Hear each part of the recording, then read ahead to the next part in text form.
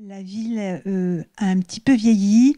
Elle a un gros passé industriel et je pense qu'au fil des années, on a eu beaucoup de mal à mettre en valeur les atouts qu'elle a malgré tout. Donc, voilà. Donc, nous avions la volonté dès le départ de répondre aux besoins de la population. Donc, en énumérant un certain nombre de priorités, c'était l'accès aux soins, bien sûr, l'accès aux services, c'était le développement aussi de nos commerces et redynamiser, de redonner un sens et revitaliser aussi notre centre-ville qui se meurt quelque peu, avec des commerces qui ferment.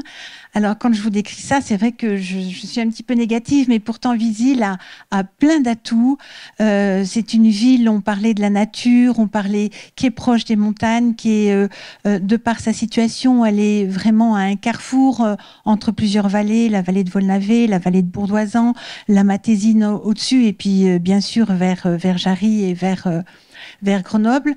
Donc, notre équipe s'est donné cette mission un petit peu de redonner vie à notre ville. Alors, il y avait plusieurs thèmes. Il y avait le thème des mobilités. Il y avait le thème, donc, mobilité, ça voulait dire créer des pistes cyclables, essayer de dépasser le problème des bouchons, parce que je ne sais pas si vous êtes au courant, mais il y a des gros bouchons liés à la plateforme chimique que nous avons pas très loin de chez nous. C'était aussi en fait, tous les diagnostics qu'on a eus, vous avez parlé de diagnostics, hein, on est parti de ces diagnostics aussi, donc avec nos idées au départ, en s'appuyant sur les diagnostics, en s'appuyant aussi sur l'analyse des besoins sociaux qui a été publiée aussi. Et à partir de là, en fait, on a essayé de tirer, de prendre le positif de tout ce que notre ville pouvait avoir. C'est-à-dire, je vous ai parlé du passé industriel, donc on a énormément de friches industrielles avec un fort potentiel, on a beaucoup de patrimoine. Bien sûr, il y a le château, mais voilà, il ne nous appartient pas, c'est au département, mais la ville de Visil a aussi, au détour de chaque rue, il y a des petits éléments de patrimoine. On a l'accès à l'eau avec des canaux, avec la proximité de la Romanche. Voilà, j'ai parlé. Je pense que le plus important aussi, c'est on est une ville solidaire, une ville avec un tissu associatif qui est très très riche et qui rend heureux aussi les habitants qui y vivent. Alors, donc, on a été conforté par la métro comme centralité, comme bourg-centre, et à partir de là, on est en train de dérouler un programme de revitalisation. Donc là, on touche vraiment le concret, comment on peut se demander quels sont les rapports entre l'urbanisme et la santé. Et en fait, c'est vrai que moi, dès le départ, quand vous m'avez parlé d'intervention autour de la santé, je pensais que c'était juste l'accès aux soins. En fait, on est dans un désert plus ou moins médical, pas tout à fait, mais on a beaucoup de problèmes. Beaucoup de nos médecins partent à la retraite et du coup c'était compliqué pour nos concitoyens de trouver un médecin.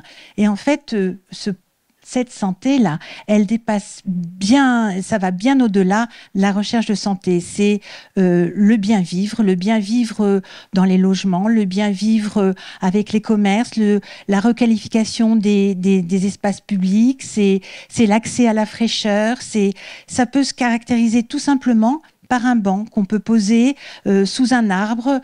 Je sais que quand vous êtes venu à Visil, vous avez interrogé aussi des personnes âgées, des nounous, des assistantes maternelles qui avaient besoin, oui, c'est ça, d'un petit espace de convivialité un petit peu protégé pour les enfants.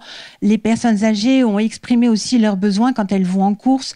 C'est parfois fatigant, donc couper un petit peu leur marche par des bancs. Et en fait, tout simplement, notre fil d'Ariane, notre fil rouge, c'est la santé. Et elle se décline sous les différentes formes en matière d'urbanisme, parce que l'essentiel, c'est de transformer notre ville. Donc, voilà.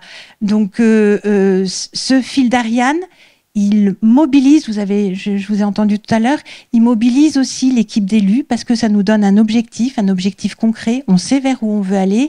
Ça mobilise aussi la population parce que on répond, on essaye de répondre à ces besoins et en même temps, on essaye de faire en sorte que chaque habitant prenne en main sa santé.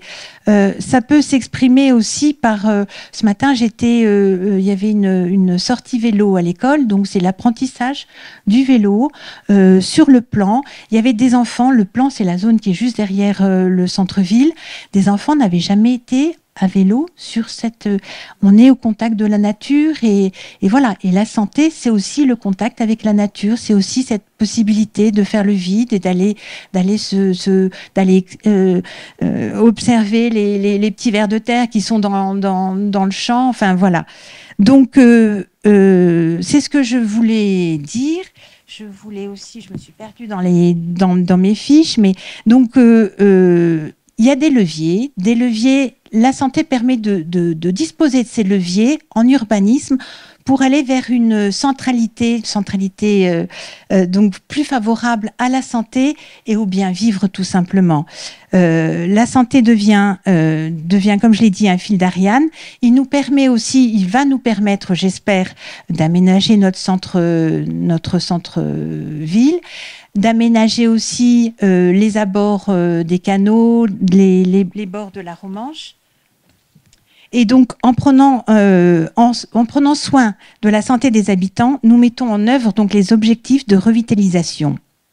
On répond à la fois aux besoins sociaux, de mieux vivre dans son logement, comme je l'ai dit, dans son quartier et dans sa ville plus généralement.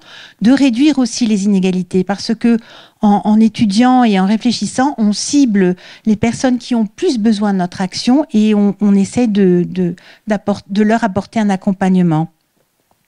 Je parlais tout à l'heure de bien vivre dans notre ville et la rue, je donne un exemple tout simple. La rue du centre-ville, c'est une rue avec des bâtiments assez vétustes où il y a aussi beaucoup de personnes âgées qui y vivent.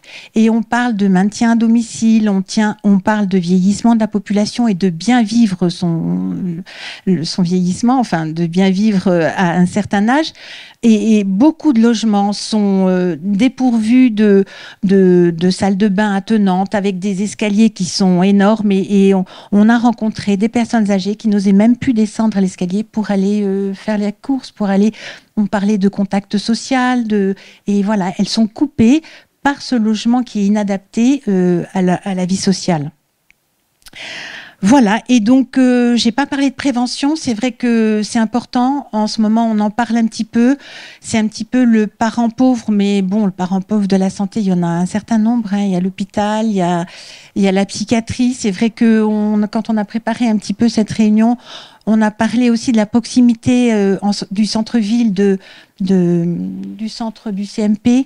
Ça inquiète parfois la population parce que certains patients errent un petit peu parfois dans le centre-ville et ne sont pas forcément pris en charge régulièrement. Donc ça aussi, je pense il faut qu'on en parle aussi. C'est quelque chose dont on parle pas, la psychiatrie. Hein. Ça manque de moyens. Donc voilà, je vais terminer. Je voulais dire que en fait, la santé, on n'impose pas aux élus et à tous nos partenaires des normes supplémentaires. C'est juste redonner un sens à notre action, à l'action du service public et redonner, et je pense que c'est le plus important, on s'est investi dans la politique, nous élus, pour répondre aux besoins de la population et donner un sens à notre action. Voilà, merci à vous.